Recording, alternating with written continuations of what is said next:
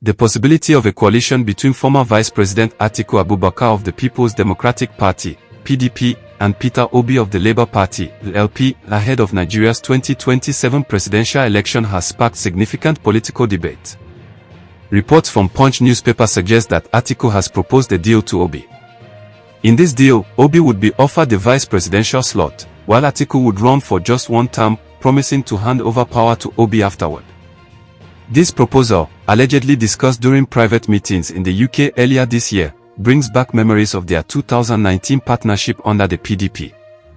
That campaign, however, lost to Muhammadu Buhari's All Progressives Congress, APC.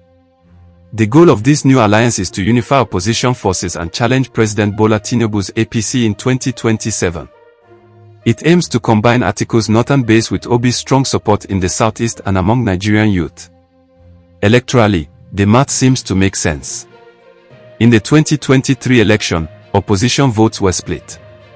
Atiku received 6.9 million votes, Obi had 6.1 million, while Tinubu won with 8.7 million, just 36% of the total votes cast.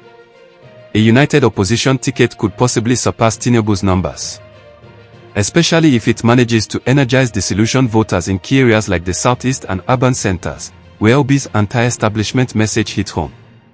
Beyond the numbers, this alliance could also serve a symbolic purpose. Atiku is a Muslim from the north. Obi is a Christian from the southeast. Together, they could represent a pan-Nigerian partnership, one that appeals to voters weary of APC's Muslim ticket in 2023. Still, there are serious challenges.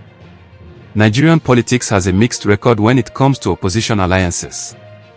The APC's success in 2013 was possible because of a full merger and clear leadership. Buhari was the undisputed candidate. This Atiku-Obi proposal, however, looks more like a loose collaboration than a formal merger. That raises doubts about how stable or united the coalition would really be.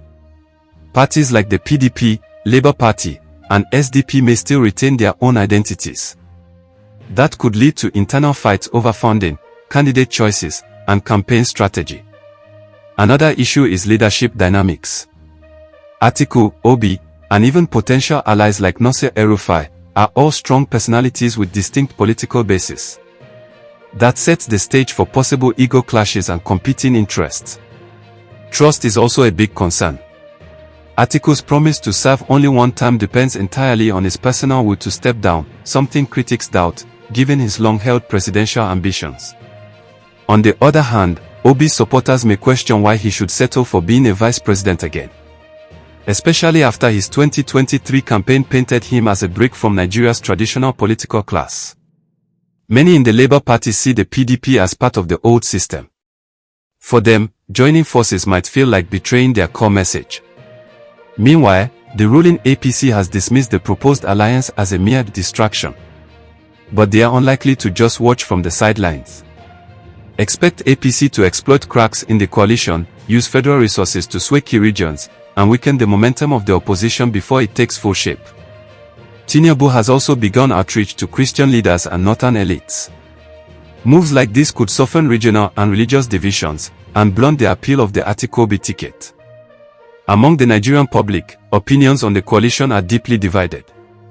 Some see it as a rescue mission that's urgently needed to tackle Nigeria's economic problems and leadership failures. Others see it as the same recycled political play, old faces using new promises. Skepticism is especially high given past election controversies. Many don't trust the Independent National Electoral Commission, or INEC, to run a free and fair election. Even with a united opposition, institutional barriers could still give the edge to the incumbent. In the end, the coalition's success will depend on three key things: leadership compromise, structural unity, and voter engagement. Atiku and Obi must put aside personal ambition and craft a shared vision that puts the nation first.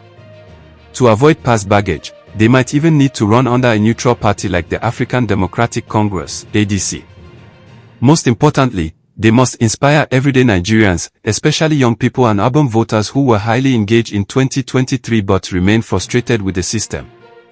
In conclusion, an Atiku-Obi alliance could be the opposition's best chance to unseat Tinubu in 2027. But it faces major hurdles. Nigerian political history is filled with coalitions that collapsed under the weight of distrust and ego. For this one to succeed, it must become more than just a numbers game. It must earn the people's trust, offer a credible alternative, and show a true commitment to reform. Whether this coalition becomes a turning point or just another failed promise would depend on whether its leaders are ready.